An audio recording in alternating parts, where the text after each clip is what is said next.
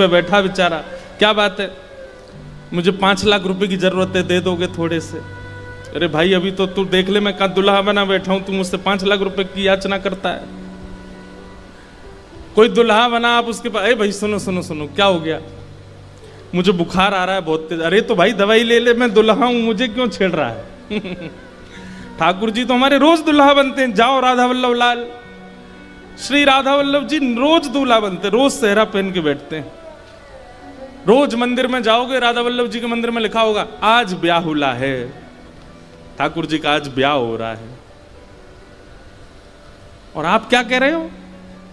हे नाथ, मेरी कॉर्पोरेट में जॉब लगी, मेरे को मजा नहीं आ रहा उसमें, कुछ और मेरे को करवा दो। ठाकुर जी कहेंगे बावड़े, हम दुल्हा बने बैठे हैं, तेरी तू जॉब की बता रहा अपनी हमको? अरे रूप देखो, स्वरूप देखो, उनका ऐश्वर्य देखो, उनकी सुंदरता देखो, उनका श्रृंगार देखो, उसके आगे कोई कैसे याद रख सकता है कि मैं क्या सोच के आया था? अरे हम तो कहते हैं कि बाहर द्वार तक याद था, भीतर आके भूल गए, और फिर जब बाहर निकल के गए तो ये भी भूल गए कि मैं सोच के क्या आया था, पीड़ा थी क्या, मुझे याद ही नहीं रहा। मीराबाई के पूरे चरित्र में हमने देखा कि ज्यादा से ज्यादा 2 या 3 बार उनको याद रहा और उन्होंने बोला। एक बार तो तब जब उनकी वजह से एक वैद्य को विष दे दिया गया तब, और एक बार तब जब मीराबाई की वजह से ब्राह्मण लोग अनशन पर बैठ गया। पूरा चरित्र आप सुनोगे तो आपको पता चलेंगी बातें। बाकी कभी मीराबाई ने शिकायत नहीं की ठाकुर जी से, इतनी पीड़ाएं सहती नहीं। क्यों? क्योंकि वो सत्य मानती हैं, वो जानती हैं कि इनको सब पता है, वो जानती हैं कि ये सब जानते हैं। तो भगवत दर्शन में सबसे पहले नजरिया कैसा होना चाहिए? सत्य का। हमारी बात मान लीजिए, हम तो कथाएं कहते रहते हैं और चीख चीख के सब जगह बता के जाते हैं, मानना ना मानना, करना ना करना आपके ऊपर है। कुछ दिन ठाकुर जी के दर्शन करो, कुछ मत कहो, केवल देखो, केवल दर्शन करो। आप अनुभव करेंगे कि सब अपने आप व्यवस्थित हो जाएगा, क्योंकि ठाकुर जी को पता है कि आपको उन पर विश्वास है। सत्य सबसे पहला। दूसरा, ठाकुर जी के प्रति चैतन्य भाव रखो। चैतन्य भाव का मतलब क्या है? सब लोग इधर देखो, ध्यान से सुनो। चैतन्य भाव का मतलब है कि वो केवल मंदिर में नहीं है, वो सब जगह है। हां, ये बात है कि उनसे मिलना है, उनको देखना है प्रत्यक्ष, तो आप मंदिर में जा रहे हो, बाकी मैं क्या कर रहा हूं, क्या खा रहा हूं, क्या पी रहा हूं, ये सब उनको दिखता है और वो सब जगह मेरे साथ विद्यमान है। ये चैतन्य भाव है। हमारे वृंदावन में एक महाराज जी थे, वो कभी बिहारी जी दर्शन करने नहीं जाते थे। इतने साल वृंदावन में रहे लेकिन बिहारी जी नहीं गए। कुछ लोगों ने कहा, बोले बाबा आप बिहारी जी दर्शन करने नहीं जाते? तो ऐसे सिंहासन पर उनके गोपाल जी बैठे थे, उनकी ओर इशारा करके बोले ये कौन है? बोले ये गोपाल जी। ये बिहारी जी नहीं है? बोले ये भी बिहारी जी हैं। तो बोले फिर मैं कहीं और क्यों जाऊं, मुझे इनमें बिहारी जी, इन्हीं में राधा रमण जी, इन्हीं में राधा वल्लभ, सब मुझे इन्हीं में दिख जाते हैं। चैतन्य भाव। मैं कथा में कहा करता हूं एक बात कि लोग कई बार ऐसा सोचते हैं कि हमारे घर के ठाकुर जी जो हैं ये कम ऐश्वर्यवान हैं, मंदिर में जो बैठे हैं वो ज्यादा हैं। नहीं, समान है, समत्व है। और ये कब संभव हो सकता है? जब आप चैतन्य बुद्धि रखोगे। खम वायु यज्ञिम सलिलम महिम च ज्योतिम से सत्वानि दृशो द्रुमादीन सरित समुद्रांश हरे शरीरम यत्किंच भूतम प्रणमेत अनन्यम। सब में भगवत दृष्टि रखो। स्वयं भगवान गीता में कहते हैं, ईश्वर सर्वभूतानां हृदय शीर्जुन तिष्ठति। सब में भगवत दृष्टि, चैतन्य भाव। और सब में अगर नहीं कर पा रहे हो अभी इतनी योग्यता नहीं बन रही कि सब में भगवत दर्शन हो, तो कम से कम मानव छोड़ करके जड़ वस्तुओं में ही देखना प्रारंभ कर दो। जड़ वस्तुओं में भी नहीं देख पा रहे हो तो कम से कम मंदिरों में जो पाषाण हैं उनको पाषाण मत मानो, उनको साक्षात भगवत अनुभव करके उनमें भगवत भाव रखो। ये पत्थर के हैं, ये लोहे के हैं, ये तांबे के हैं, ये अष्ट धातु के हैं, ये सब विचार ठाकुर जी के लिए शब्द भी नहीं आने चाहिए।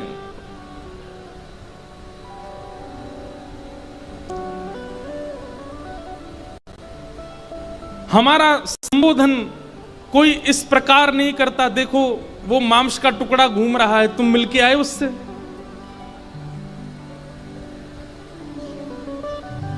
अरे भैया आप यहां सीधे चले आए, बाहर एक कंकाल मिला होगा आपको, उससे मिले थे आप?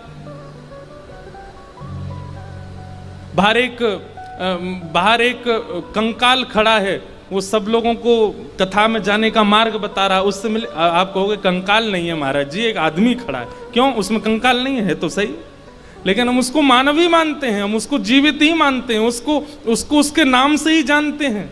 और नाम नहीं पता तो भी मानव ही कहते हैं, कंकाल नहीं कहते, अस्थि नहीं कहते, मांस नहीं कहते। फिर ठाकुर जी को पाषाण क्यों कहा जाता है? ठाकुर जी को मूर्ति क्यों कह दिया जाता है?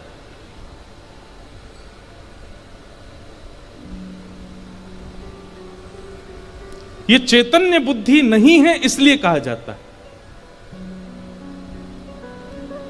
अरे वो चित्रपट भी है ना तो भी ठाकुर जी हैं, वो अष्टधातु के हैं तो भी ठाकुर जी हैं, वो मार्बल के हैं तो भी ठाकुर जी हैं, वो गुड्डा गुड़िया हैं तो भी ठाकुर जी हैं। कितने बालक ऐसे हमने देखे हैं गुड्डा गुड़िया लिए घूमते हैं ठाकुर जी के रूप स्वरूप के, उन्हीं का श्रृंगार करते हैं, उन्हीं को गोद में बैठाते हैं, उन्हीं को हृदय से लगाए रहते हैं। चैतन्य बुद्धि यदि नहीं होगी तो फिर ठाकुर जी का अनुभव मुश्किल है। सबसे पहले सत्य दृष्टि, दूसरी चैतन्य बुद्धि ठाकुर जी के दर्शन में, और तीसरा है आनंद स्थिति। दुनिया के सामने रोइए, दुनिया के सामने चिल्लाइए, दुनिया के सामने चीखिए, दुनिया के सामने जो करना है करिए, पर जैसे ही ठाकुर जी के सामने जाते हो प्रसन्न हासारुड़लो चलो लसत, अत्यंत प्रसन्न मुद्रा में जाओ, अत्यंत आनंद के साथ जाओ, खुश होकर के जाओ। वहां पर उदास हताश निराश रोते हुए नहीं जाना ठाकुर जी के सन्मुख।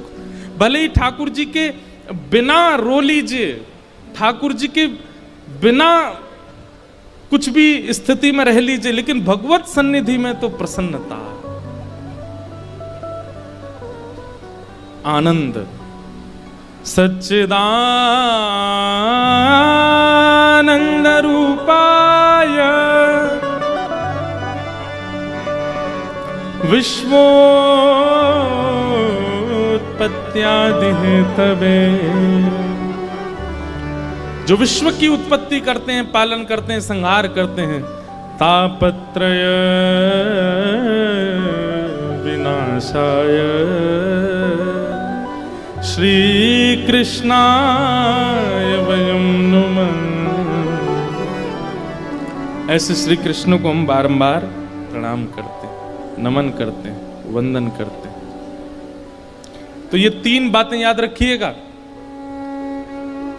आज के बाद भगवत दर्शन में सत्य दृष्टि,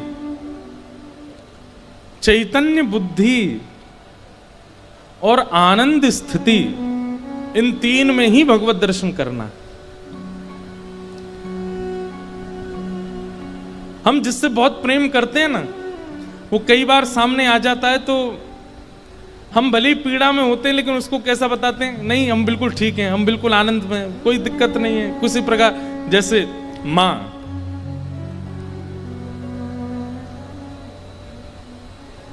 जैसे मां अगर बेटा बहुत दिन बाद आता है और मां को दर्द है, सिर में दर्द है या बुखार है, कुछ भी है, आज बहुत दिन बाद बेटा आ रहा है, तो मां का स्वभाव कैसा होता है? उसको पता ना चल जाए, उसको पता नहीं चलना चाहिए कि मैं बीमार हूं, उसको पता नहीं, मेरी दवाइयां छुपा दो। कई माँ ऐसे करती है ना। या बेटा बाहर भी होता है तो माँ घर के लोगों से कहती है डॉक्टर बुला लो, दवाई करा दो, उसको मत बताना, उसको पता नहीं चलना चाहिए। क्यों? प्रेम में सह लिया जाता है, बताया नहीं जाता है। और जहां सहने की स्थिति ना होती हो वो प्रेम नहीं है। हमारी व्यासपीठ प्रेम लक्षणा भक्ति को केंद्र में लेकर के चलती है, और यहां प्रेम लक्षणा भक्ति की बातें बताई जाती हैं, इसलिए उसी भाव से सुनिए। हमारी व्यासपीठ और भागवत जी की माने तो ठाकुर जी के सन्मुख कहना नहीं है, सहना है। आपकी जैसी राजी हम राजी हैं, आपकी जो रजा हमको प्रिय लगती है हम सह लेंगे, लेकिन कहेंगे नहीं आपसे।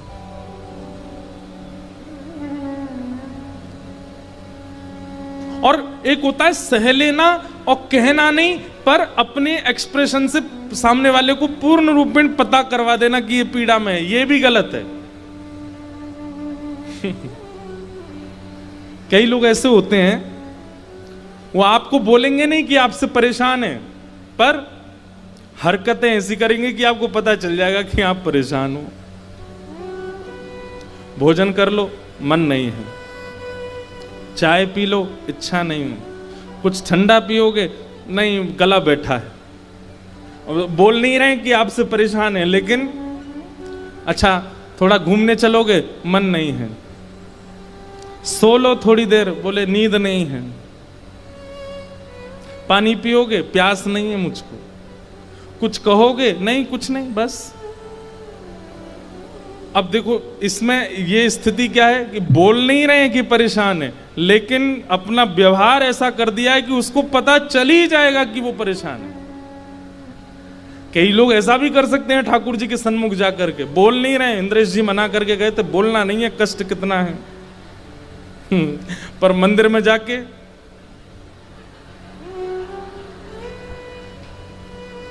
आरती हो रही है, सब लोग हाथ जोड़ करके खड़े हैं, बंगला बहुत अच्छा बना ना, ठीक है, अच्छा।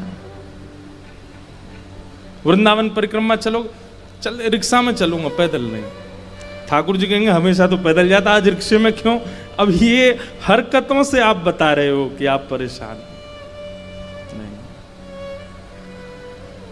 होना क्या चाहिए कि थे तो आप दुखी।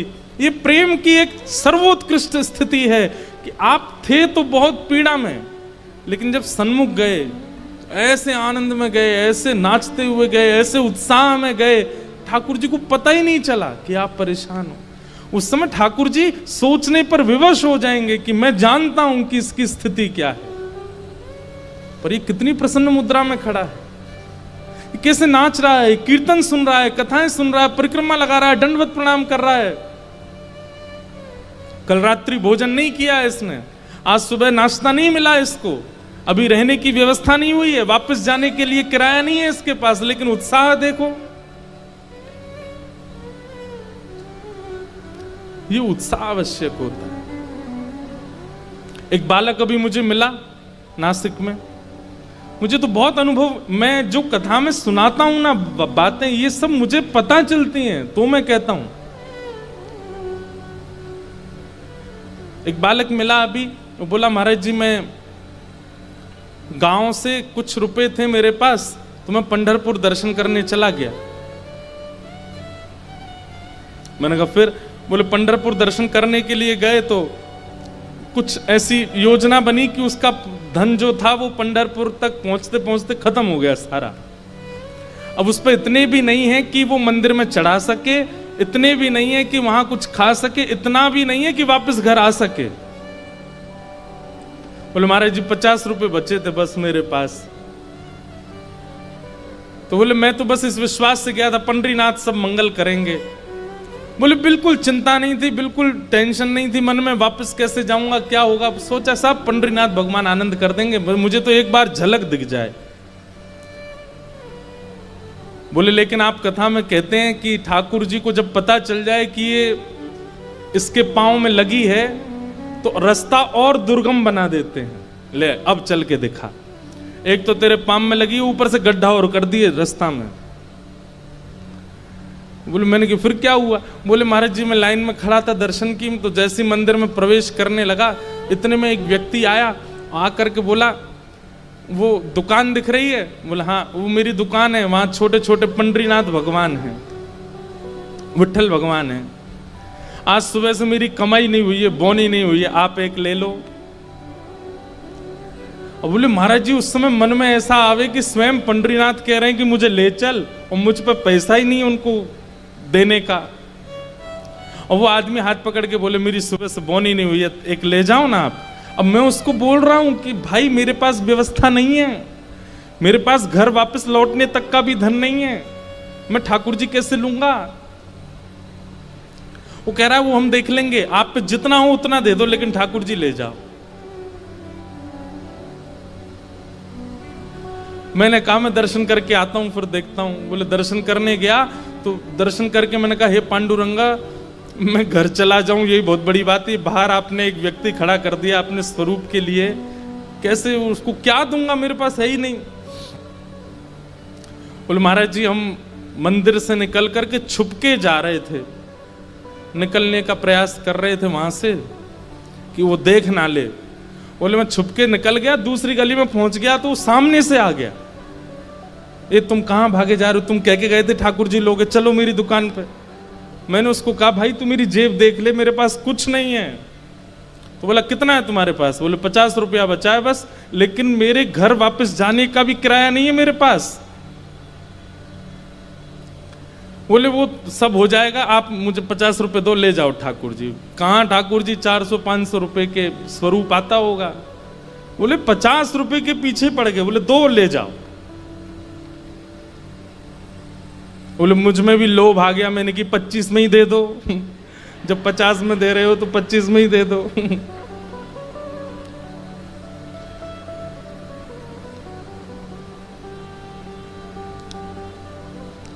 ले लिए ठाकुर जी। बोले महाराज जी ठाकुर जी लेकर के मैं हृदय से लगा करके बस स्टैंड की तरफ सोच तो रहा हूं कि जाऊं, पर है ही नहीं व्यवस्था। लेकिन एक बार भी मन में ऐसा नहीं आया कि कहूं ठाकुर जी से कि कोई व्यवस्था करो। बोले बस स्टॉप पहुंच गए, हमारे गांव जाने वाली बस आ गई सामने। कंडक्टर बोला चढ़ जाओ भैया वहां जाने की है। तो बोले मैं उसको बोलना चाह रहा था कि भाई तुम पहले सुन लो मेरी स्थिति फिर बैठाना बस में, लेकिन बोले इतनी भीड़ आई, बस धीरे धीरे खिसकने लगी, लोग बाग चढ़ने लगे, कंडक्टर ही हाथ पकड़े जल्दी बैठो। अरे भैया मेरी बात तो, बोले सुनाना बस में बैठ के सुनाना, पहले चढ़ जाओ ऊपर। चढ़ गया। बोले मैं उसको बार बार मुझे लगा कि संकोच में बाद में पैसा नहीं दे पाऊंगा तो उतार देगा तो बुरा लगेगा, अभी बता देता हूं इसको। बोले भैया मेरी बात सुनो। बोले मैं उसके पीछे ही पड़ा रहा, वो मेरी सुन ही नहीं रहा था। मैं बार बार उसको बोलूं भैया मेरी एक बात तो सुन लो। बोले रुक जा अभी पीछे टिकट काट के आता हूं।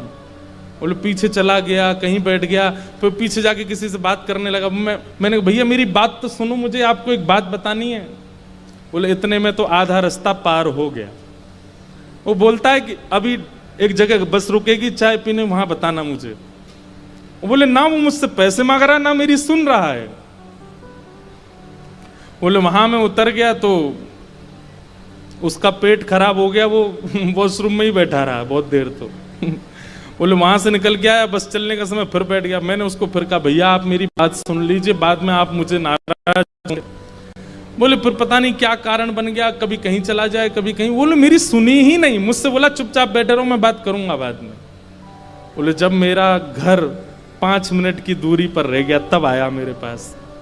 अब बताओ क्या कह रहे थे तुम? भैया मैं ये कह रहा था मेरे पास बस 20 रुपए पड़े हैं और बस की टिकट 200 रुपए की है, मैं देने लायक स्थिति में नहीं हूं। वो तुरंत बोलता है बोले तुम चढ़े क्यों बस में? बोले मैं तो मना कर रहा था, आप ही चढ़ा ले गए। बोले फिर वो ड्राइवर से बोलता बस रोको इसको उतार दो यहीं पे। बोले जहां उतारा था वहीं मेरा घर था पास में। बोले उतर के मैं घर पहुंच गया प्रेम से। मैंने कहा भाई तुम्हारी जय हो। ऐसे ठाकुर जी। अब वो रोवे सो रोवे बताते बताते और अपनी स्थिति कहते, ऐसे ठाकुर जी। इसलिए इनको केवल आप बातें मत समझा कीजिए कि बस कोई आया मंच पर बैठ करके सुना के चला गया। एक बार पालन करके देखिए, आप स्वयं अनुभव करेंगे कि परिवर्तन दिखा है मुझे। सत्य, चैतन्य और आनंद, इन तीन स्थितियों का भाव। श्रीमद् भागवत का प्रारंभ इन तीन शब्दों से होता है, तो सोचिए इन शब्दों की महिमा कितनी होगी। सत्य नजरिया, चैतन्य बुद्धि और आनंद स्वभाव। मत बताइए ठाकुर जी को कि आप पीड़ा में हैं, ऐसा प्रिटेंड करो कि नहीं आप बिल्कुल ठीक हो, कोई दिक्कत नहीं है। ये प्रेम है।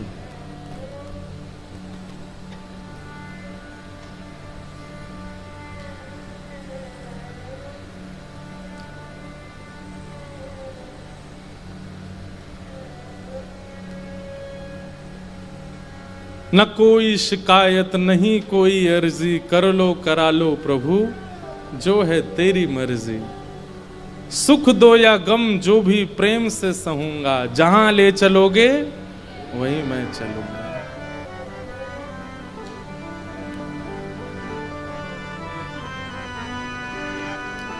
न कोई शिकायत नहीं कोई अर्जी, कर लो करा लो प्रभु जो है तेरी मर्जी। न कोई शिकायत नहीं कोई अर्जी, कर लो करा लो जो है तेरी मर्जी। सुख दो या गम जो भी, सुख दो या गम जो भी, सुख दो या गम जो भी, सुख दो या गम जो भी, प्रेम से सहूंगा जहां ले चलोगे वहीं मैं चलूंगा। जहां ले चलोगे वहीं मैं चलूंगा। एक बहुत सुंदर भाव है, मुझे बहुत अच्छा लगता है। ओ मारा नटराजा थारो नचायो नाचू रे, मारा नटराजा थारो नचायो नाचू रे, मारा नटराजा थारो नचायो नाचू रे, मारा नटराजा थारो नचायो नाचू रे। ओ मारा गिरधर लाल थारो नचायो नाचू रे, मारा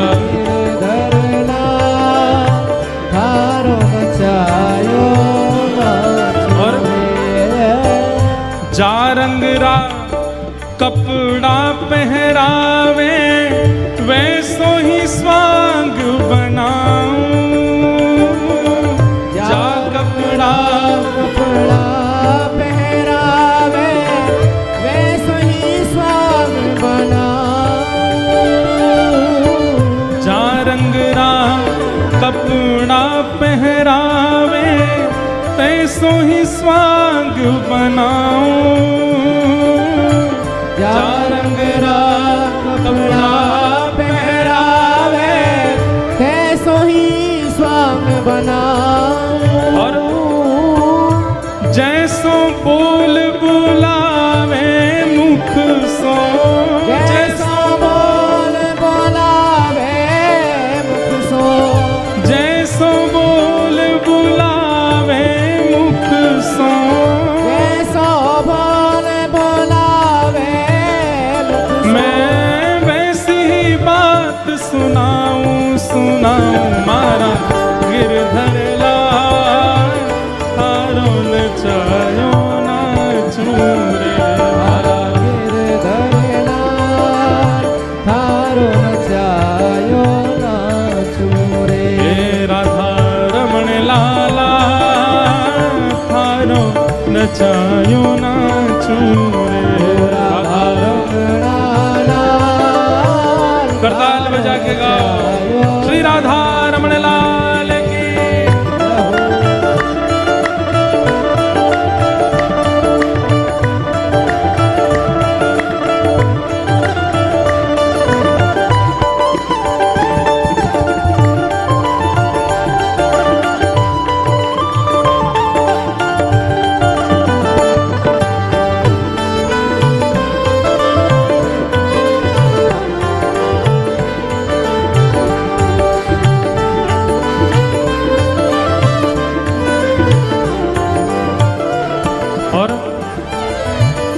रूखा सूखा जो कछु देवे थारे ही भोग लगाऊं रूखा सूखा जो कछु देवे थारो ही भोग लगाऊं रूखा सूखा जो कछु देवे थारे ही भोग लगाऊं सूखा जो कछु देवे थारे ही भोग लगा और रूखा सूखा ठाकुर जी कहेंगे अच्छा तो रूखो सूखो हमें भोग लगावे को। फिर अगली पंक्ति में क्या कह रहे हैं और कभी कभी हाँ खीर परोसिया छाछ राबड़ी खीर परसया छाछ राबड़ी खीर परसिया छाछ राबड़ी खीर परसया छाछ राबड़ी मैं सबई प्रेम सो पवाऊं मारा गिरधर लाल थारो नचायो नाचू रे मारा गिरधर लाल थारो नचायो नाचू रे मारा नट राजा थारो नचायो नाचू रे मारा राजा थारो नचायो नाचू रे। ये पंक्ति मेरी सबसे प्रिय है। क्या घर का प्राणी कहा न माने मन मन खुशी मनाऊं घर का प्राणी कहा न माने मन मन खुशी मनाऊं सखा संबंधी कहा न माने मन मन खुशी मनाऊं सखा संबंधी कहा न माने मन मन खुशी मनाऊं। कोई व्यक्ति आपकी एक बार कही गई बात मान जाता है इसका मतलब क्या है आपकी हर बात मानने वाले व्यक्ति के प्रति आपका मोह बढ़ेगा। अरे मैं जो कह दूं तुरंत करता है और कोई आपकी ना माने तो उसके प्रति जो तनिक मोह होगा वो भी छूट जाएगा। ठाकुर जी यदि घर के लोग आपकी बात नहीं मानते हैं तो ठाकुर जी चाह रहे हैं भाई सब तज हरि भज सब छोड़ दे मेरे पास रहे। घर का प्राणी कहा न माने मन मन खुशी मनाऊं घर का प्राणी कहा न माने मन मन खुशी मनाऊं हे थारे इस मंगल विधान में थारे इस मंगल विधान में थारे इस मंगल विधान में थारे इस मंगल विधान मैं काहे टांग अड़ाऊं अड़ाऊं मारा गिरधर लाल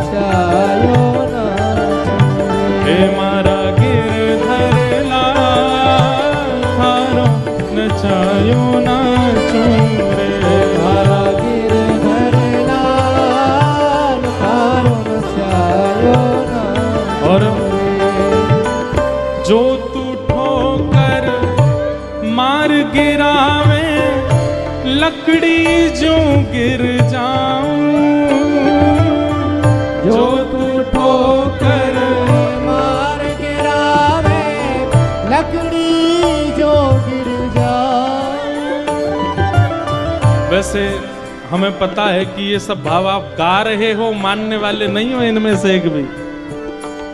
घर का एक भी आदमी अगर आपकी सुनना बंद कर दे तो आप अनुष्ठान बैठा दोगे, आप ठाकुर जी के पाठ शुरू कर दोगे हनुमान चालीसा के, पत्नी सुनना शुरू करे मेरी नहीं,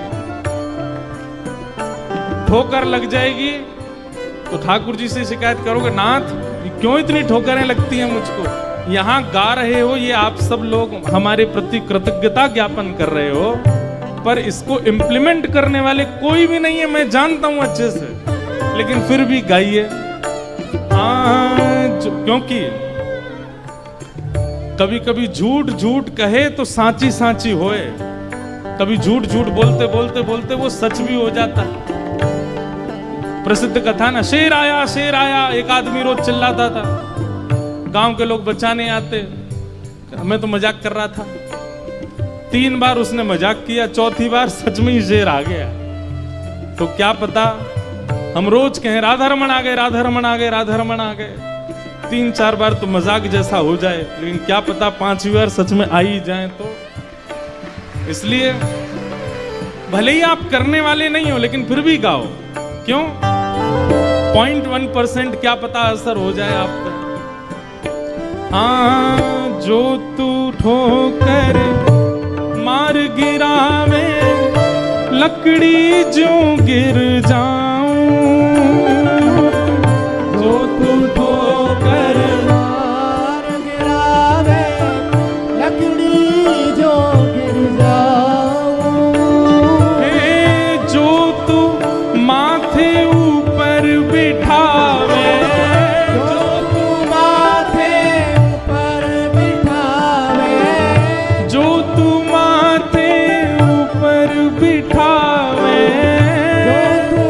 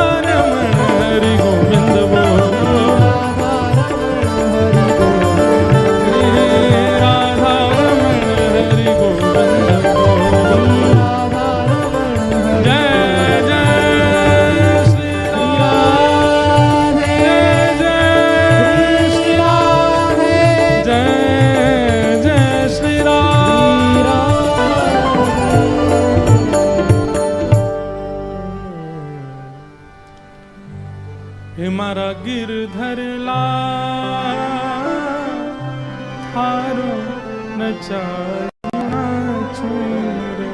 मारा गिरधर लाल थारो न चालो न छोरे। सच्चिदानंद रूपाय विश्वोत्पत्त्यादि हेतवे तापत्रय विनाशाय श्री कृष्णाय वयं नमः।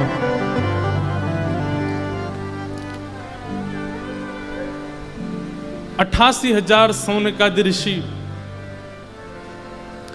मानव कल्याण के लिए यज्ञ कर रहे थे नैमिषारण्य क्षेत्र में, लेकिन मानव कल्याण का जब फल मिलता नहीं दिख रहा था, यज्ञ की सफलता अनुभव नहीं हो रही थी, तब वहां सूत जी का आगमन हुआ। और सूत जी से 88,000 ऋषियों ने प्रश्न किया कि इस घनघोर कलिकाल में मानव कल्याण कैसे हो, कृपा कर हमें बताओ।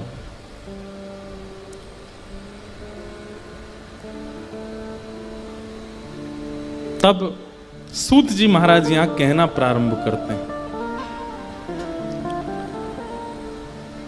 कालव्याल मुख ग्रास त्रास निर्णास हेतवे श्रीमद् भागवतम शास्त्रम कलौ कीरेण भाषितम्। मानव कल्याण कहते किसको है? हम जीवात्माओं का कल्याण किसमें है?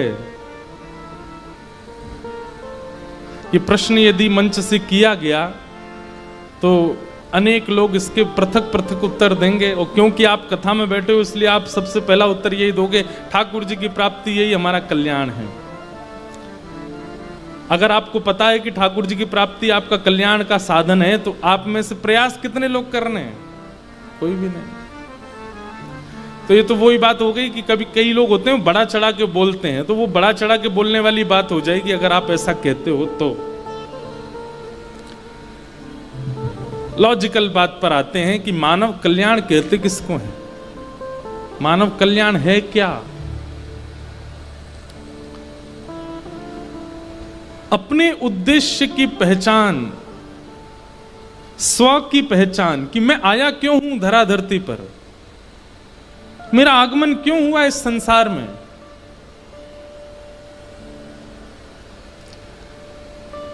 क्या केवल भोजन भजन, सॉरी भजन नहीं, भोजन वजन भोजन वजन यही बढ़ाने के लिए आए हैं हम संसार में?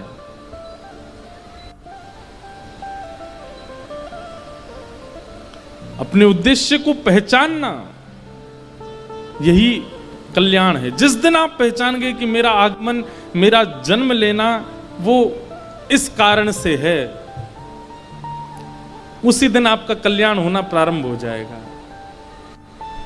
और मानव कल्याण का दूसरा भाव क्या है? पुनर्जन्म न विद्यते, पुनः दोबारा संसार में आना ना पड़े, तब समझो कि उसका कल्याण हुआ।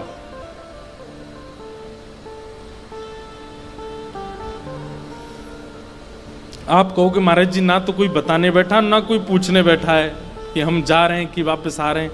अरे वही तो बात है कि ना कोई पूछने वाला बैठा ना कोई बताने वाला बैठा, तो फिर इस संसार से इतना मतलब क्यों? आपको ही पता होगा कि आपका कल्याण हुआ कि नहीं। जब अपने से ही सारे काम होने हैं तो फिर इतने लोगों से संबंध क्यों? इतनों के प्रति आसक्ति क्यों? कल्याण होगा तो आपको आपका होगा, आपको पता चलेगा, और आप किसी और को उससे कोई अभिप्राय होने वाला नहीं है। इसलिए अपने कल्याण का साधन पहचानना, इसका मतलब है कि अपने आगमन की स्थिति पहचानना। हम क्यों आए हैं इस संसार में, क्या कारण है इस यहां आने का। आद्य गुरु शंकराचार्य भगवान कहते हैं, कोहम कस्त्वम कुत आयात। हम कौन हैं, तुम कौन हो, यहां क्यों आए हैं? हमारे सदगुरुदेव की कृपा हम पर हुई, हम तो पहचान गए कि हम क्यों आए हैं। हम तो जान गए कि हमारा इस संसार में जन्म क्यों हुआ। आप कहोगे आप लोगों को कथा सुनाने के लिए, नहीं, जीवन भर ये जीव मिली है, जब तक ये जीव में बोलने की सामर्थ्य है तब तक केवल हरि चर्चा बोलने के लिए हमको जन्म मिला है। सुन के कल्याण करना नहीं करना ये आपके ऊपर निर्भर करता है। हमसे और कोई काम हो ही नहीं सकता।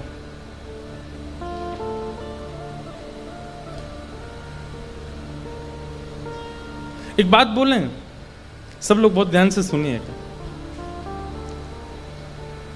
इस संसार में जैसे क्रिकेट में ऑलराउंडर होना बहुत अच्छी बात है। आप बैटिंग भी कर लेते हो, बॉलिंग भी कर लेते हो। पंखों से सावधान रहना भैया। इधर देखो, इधर देखो। क्रिकेट में आप बॉलिंग भी कर लेते हो, बैटिंग भी कर लेते हो, फील्डिंग भी कर लेते हो, कीपिंग भी कर लेते हो, कमेंट्री भी कर लेते हो, एम्पायर भी बन जाते हो, ऑलराउंडर हो, अच्छी बात है। क्रिकेट में, खेल में ऑलराउंडर होना अच्छी बात है, पर इस संसार में ऑलराउंडर होना बुरी बात है। कई लोग होते हैं वो जब कथा में आते हैं तो तिलक भी लगा लेते हैं, और जब दूसरे वाली जगह पर जाते हैं तो वहां के अनुसार भी बन जाते हैं। उनको रात वाली पार्टी करा दो उसमें भी वो निपुण हैं, और कथा सुनवा लो उसमें भी निपुण हैं। उनको संसारिक क्रियाएं भी बहुत अच्छे से आती हैं, भक्ति भावनाएं भी, दिखावा करना बहुत अच्छे से आता है। गाड़ी चलाने में भी निपुण हैं, खाना बनाने में भी निपुण हैं, इसमें भी निपुण हैं, उसमें भी निपुण हैं, सब चीजों में निपुण हैं। संसारी विषय भोग मंच से बोली नहीं जा सकती, इसलिए हम उसका आजू बाजू के नाम ले देते हैं। अगर संसार के हर विषय में आप निपुण हो, ऑलराउंडर हो, तो ये बहुत गलत बात है।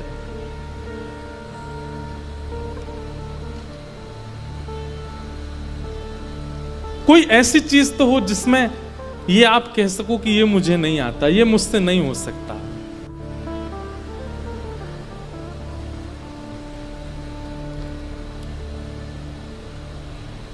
मीराबाई ने स्पष्ट कर दिया था अपने। आज मीराबाई का बहुत चिंतन हो रहा, पता नहीं क्यों होता है। कई कई कथाओं में किसी भक्त का ज्यादा स्मरण होता है। मीराबाई ने पहले ही स्पष्ट कर दिया था, भोजराज को विवाह से पहले ही कह दिया था कि एक पत्नी का जो कर्तव्य होता है वो मैं नहीं निभा पाऊंगी, इसलिए सोच समझ के ब्याह के लिए हाँ करना। तो भोजराज कहते हैं कि मैं पत्नी की कामना से आया ही नहीं हूं। मीराबाई कहती हैं तो फिर आप क्यों आए हैं हमारे घर पर रिश्ता लेकर के? तो वे कहते हैं कि हमारी मेवाड़ की भूमि में योद्धा तो बहुत हुए, राजा तो बहुत हुए, महाराजा तो बहुत हुए, लेकिन कोई भक्त नहीं हुआ, इसलिए एक भक्त को ले जाने आया हूं। हमारी मेवाड़ की भूमि में एक भक्त रहे। पर उन्होंने पहले ही स्पष्ट कर दिया था कि संसार की कामना मुझसे करिएगा नहीं, मुझसे हो नहीं पाएगा। हमारे हिसाब से वैष्णवों को बहुत क्लियर होना चाहिए संसारी लोगों के सामने कि आप मुझसे ये उम्मीद मत कीजिएगा कि आप रात में इस प्रकार के व्यवचार करेंगे और मैं वो सहूं। सह सकता हूं, मुझ में सामर्थ्य भी है सहने की, लेकिन मैं नहीं सहूंगा। ये स्पष्टीकरण एक वैष्णव में होना चाहिए।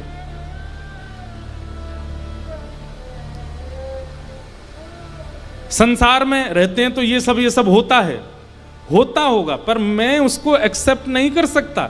एक विषयी व्यक्ति जब कह देता है इस बात को, तो फिर एक वैष्णव व्यक्ति क्यों स्पष्ट नहीं कर सकता? वैष्णव व्यक्ति हर जगह सेटलमेंट करने के लिए तैयार क्यों हो जाता है? वो सेक्रीफाइस क्यों कर लेता है सब जगह? कुछ समय तो सेक्रीफाइस करना पड़ेगा आपको, क्योंकि संसार नहीं तो आपको जीने नहीं देगा, लेकिन एक स्थिति आने के बाद में नहीं करना है।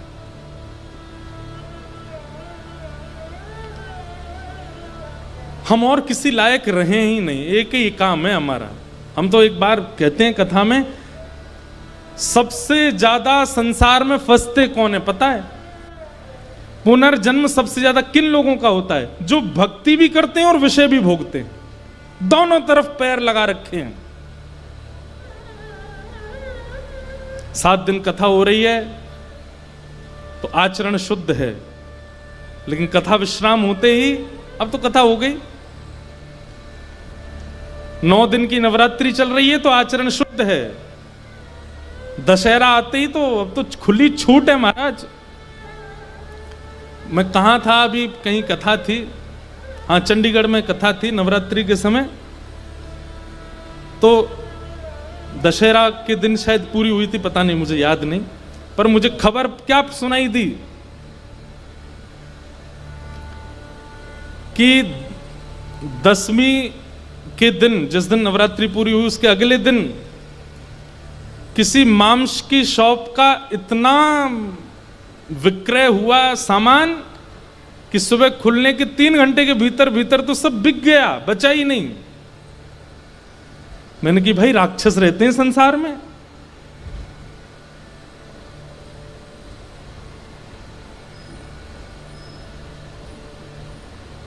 बड़े बड़े लिकर स्टोर जो होते हैं उनमें से बोतलें खत्म हो गई, पी गए सब, प्यासे घूम रहे थे 9 दिन से। मेरे मन में तब आता है कि वो 9 दिन क्यों नहीं पी गई, क्योंकि विचार ये था कि नवरात्रि चल रही है, अभी मैया जी का वास है, इसका मतलब वो भक्ति भी कर रहे हैं और 10वीं आते ही वो छोड़ भी नहीं रहे हैं। ऐसी स्थिति के जो लोग होते हैं जो दोनों तरफ मुंह मारते हैं, उनकी अधोगति निश्चित है। एक ठौर पकड़िए बस, ये बात हम खुले मंच से और लगभग सब जगह कहते हैं, एक ठौर पकड़िए, एक जगह पकड़िए। यदि आप संसार के विषयों को नहीं छोड़ पा रहे हैं तो पूर्ण रूपेण उनका उपभोग कीजिए। आपके पास कहने को ठाकुर जी के पास शब्द होगा, देख लीजिए मैं अगर संसारी था तो मैं आपकी कथा भी तो नहीं सुनता था, आपके मंदिर भी तो नहीं आता था, आपके दर्शन भी तो नहीं करता था, संसार का उपभोग किया।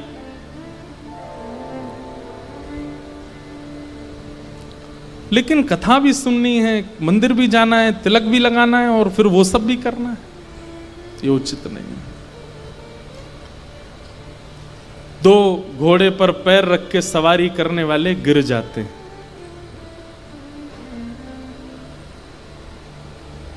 एक बार मैं ये बात कहीं कह रहा था, 2 घोड़ी पर पैर रख के सवारी करने वाले गिर जाते हैं, तो एक व्यक्ति मुझसे बाद में बोला, महाराज जी तो दुल्हा बग्गी पे बैठ गया तो उसमें भी तो 2 घोड़ी होती हैं। मैंने कहा तो क्या समझ रहे हो, ब्याह के बाद वो उठ जाता है? वो भी पतन के लिए ही जा रहा है बेचारा।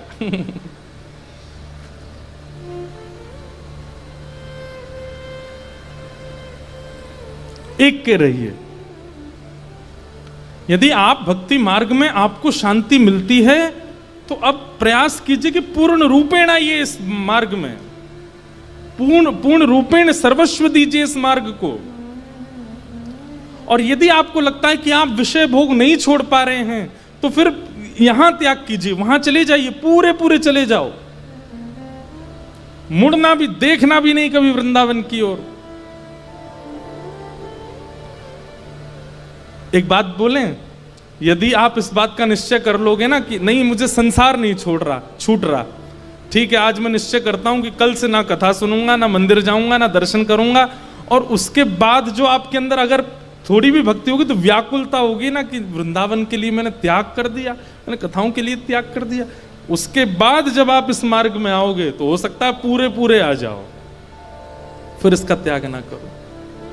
प्रैक्टिकल है, करके देख लो। एक मार्ग चुन लीजिए और समय का मत सोचिए अभी तो मुझ पे समय है, आगे देखता हूं, सोचता हूं, अभी आज करे सो अब कर, अभी करो, अभी विचार कर लो क्या चुनना है।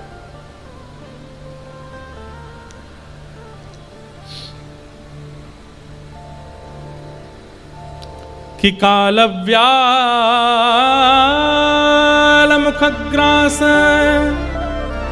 त्रास निर्णास है श्रीमद्भागवतं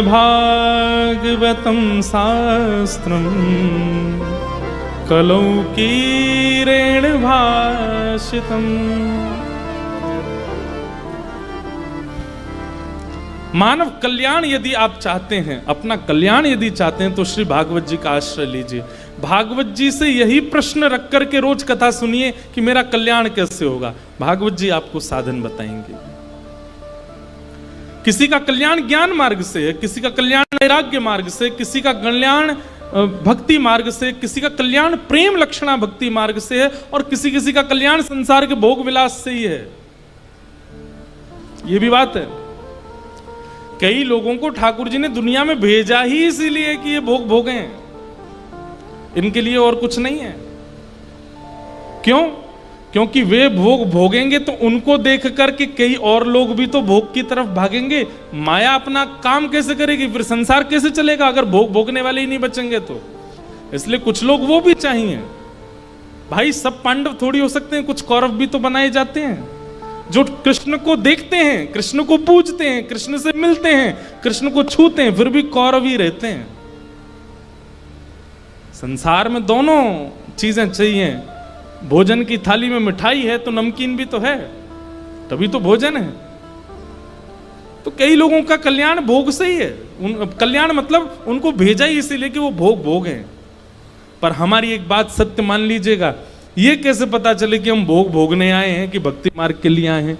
अपने जीवन काल में एक बार भी यदि कथा प्रिय लग गई हो, अपने जीवन काल में एक बार भी वृंदावन प्रिय लग गया हो, अपने जीवन काल में एक बार भी अपने सदगुरु प्रिय लग गए हो, उनकी वाणी प्रिय लग गई हो, उनका दर्शन प्रिय लग गया हो, तो इसका मतलब आप भोग भोगने के लिए बने ही नहीं हो। आप भोग के लिए आए ही नहीं हो। आपका रुझान भक्ति मार्ग में एक बार भी हुआ है तो इसका मतलब भोग्य वस्तु आपके लिए नहीं है।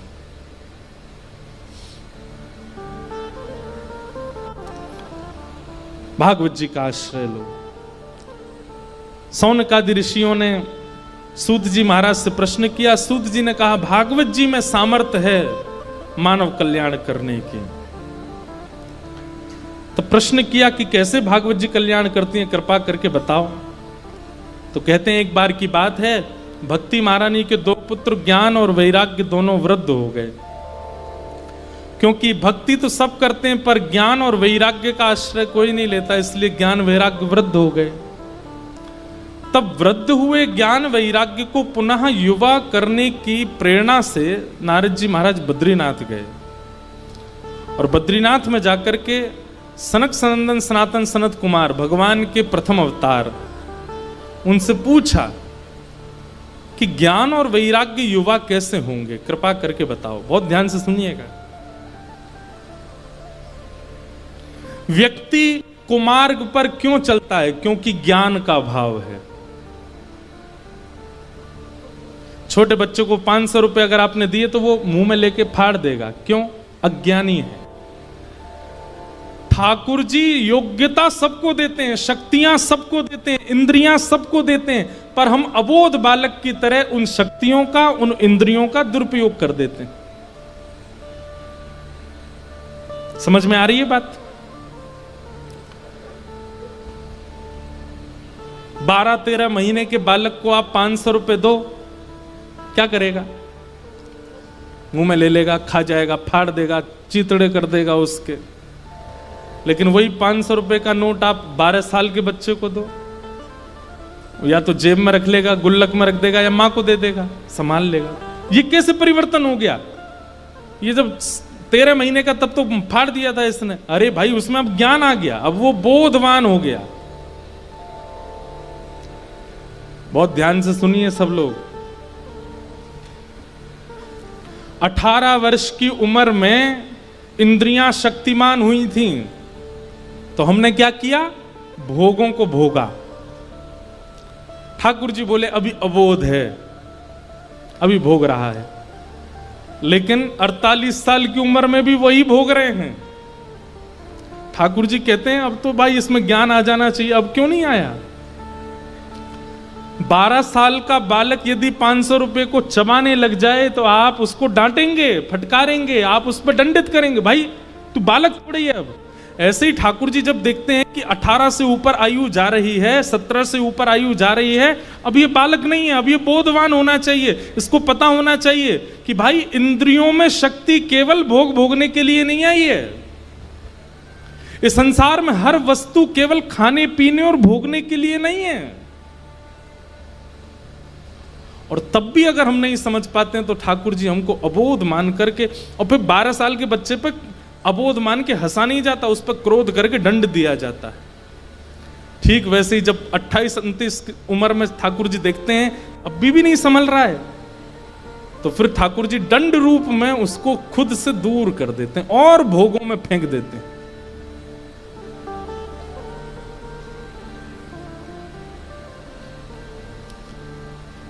बहुत समझने वाली और बहुत चिंतन वाली बात है, इसको बहुत ध्यानपूर्वक सुनिए। भक्ति तो है पर ज्ञान नहीं है, तो भक्ति आपको प्रसन्न नहीं कर पाएगी। इसलिए ज्ञान का होना जरूरी है। और ज्ञान का मतलब बहुत नॉलेज नहीं, ज्ञान का मतलब केवल सही और गलत की पहचान, यही ज्ञान है। वैराग्य भक्ति के दूसरे पुत्र का नाम है। वैराग्य का मतलब क्या है? जैसे कई बार आपको कोई लत लग गई और उस लत को आप छोड़ नहीं पा रहे हैं, इसका मतलब आपके अंदर वैराग्य की कमी है, आपके अंदर राग हो गया है उस वस्तु के प्रति। कई लोगों को क्रोध की हो जाती है, कई लोगों को मोह की हो जाती है, कई लोगों को ईर्ष्या की हो जाती है। ये भक्ति के दो पुत्र हैं, ज्ञान और वैराग्य। ये यदि जागृत नहीं होंगे हमारा कल्याण निश्चित नहीं हो पाएगा। और इन दोनों को जागृत करने की सामर्थ्य श्रीमद् भागवत जी में, ज्ञान और वैराग्य। मैं एक बात कहा करता हूं कि श्रीमद् भागवत की कथा सुनने से, सत्संग श्रवण करने से, कथाएं सुनने से क्या होता है? बोध होता है। क्या सही है, क्या गलत है, क्या उचित है, क्या अनुचित है। सब लोग इधर देखो, बहुत ध्यान से सुनो।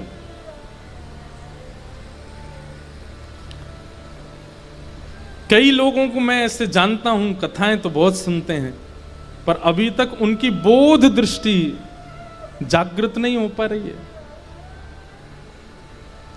वो अभी भी कहीं ना कहीं अज्ञान में। अब मुझे एक जगह का नाम याद नहीं, नाम तो याद है लेकिन बोलूंगा नहीं। कहीं कथा थी, 7 दिन सामने बैठ करके यजमान ने कथा सुनी, और वो इतने ध्यान से बैठ करके सुनता था, मुझे इतना अच्छा लगता था। मैंने कि ये यार बिल्कुल हिलता भी नहीं है, ऐसी बैठ के पूरी कथा सुनता है। 6 दिन तक उसने मुझसे ना बात करी ना कुछ, बस प्रसन्न मुद्रा में कथा सुनता था, एक टक होकर के।